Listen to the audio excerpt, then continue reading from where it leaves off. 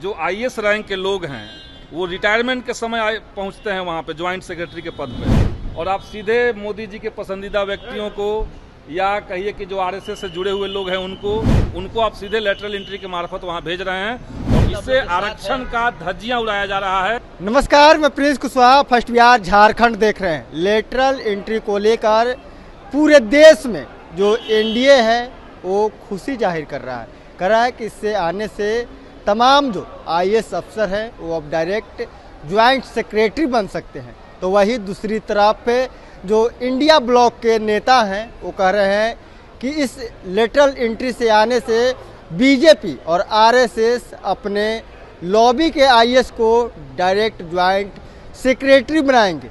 लेकिन इसके साथ ही जो माले के विधायक है संदीप सौरभ, वो बीजेपी पे संगीन आरोप लगा रहे हैं कि ये आरक्षण का हत्या है।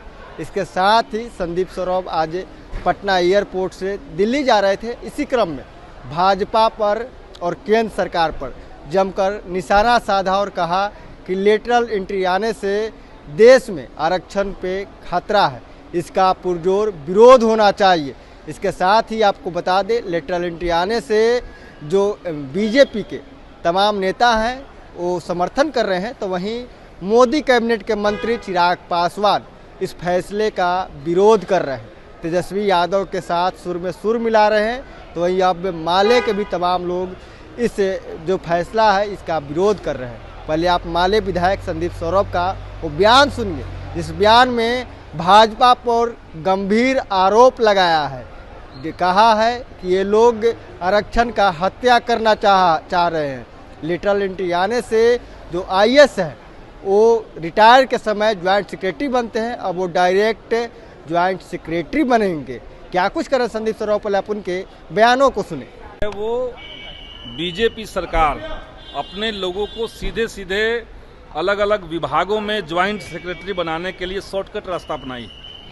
जो आईएएस रैंक के लोग हैं वो रिटायरमेंट के समय पहुंचते हैं वहाँ पे ज्वाइंट सेक्रेटरी के पद पे, और आप सीधे मोदी जी के पसंदीदा व्यक्तियों को या कहिए कि जो आरएसएस से जुड़े हुए लोग हैं उनको या कॉरपोरेट से जो लोग हैं उनको आप सीधे लेटरल एंट्री के मार्फत वहाँ भेज रहे हैं और देश के नीतियों के ऊपर अपना कब्जा कर रहे हैं। ये गलत चीज़ है, इससे आरक्षण का धज्जियां उड़ाया जा रहा है, इतना ही हम कहेंगे। एकदम विरोध होना चाहिए, देश के हर नागरिक को विरोध करना चाहिए लेटरल एंट्री का। बहुत बहुत धन्यवाद। तो आपने साफ तौर पर सुना, माले विधायक संदीप सौरभ हैं, ये साफ तौर पे भाजपा को निशाने पर ले रहे हैं, केंद्र सरकार को ले रहे हैं। कह रहे हैं कि जिस तरह से लेटरल एंट्री आया है इससे आरक्षण का हत्या होगा।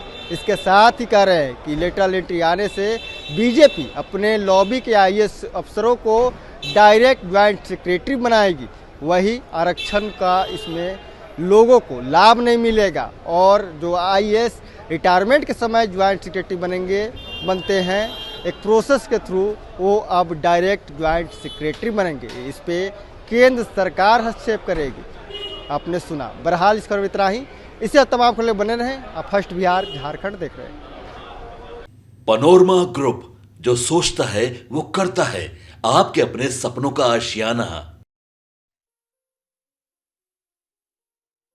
ये लो, मुंह मीठा करो। आज मैंने अपना जॉब छोड़ दिया, अब हम पूर्णिया वापस जाएंगे। जॉब छोड़ दिया है? मतलब ये घर कैसे चलेगा? हम करेंगे क्या? और माँ बाबूजी क्या बोलेंगे? इसलिए मैं एक और मिठाई का डब्बा लाया। अपने बिजनेस के लिए लोन अप्रूव हो गया। अरे लोन अप्रूव हो गया वो तो ठीक है, लेकिन पूर्णिया में हम रहेंगे कहाँ? अपना घर भी तो नहीं है वहाँ। इसलिए तो एक और मिठाई का डब्बा अलग से लाया हूँ। हमने पूर्णिया में घर ले लिया है, पूर्णिया के ई होम्स पैनोरमा में। पूर्णिया में पैनोरमा ग्रुप लेकर आए हैं ई होम्स पैनोरमा। बड़ा घर, आलीशान जिंदगी और अत्याधुनिक सुविधाओं के संग। अरे अब क्यों मुंह मीठा करवा रही हो?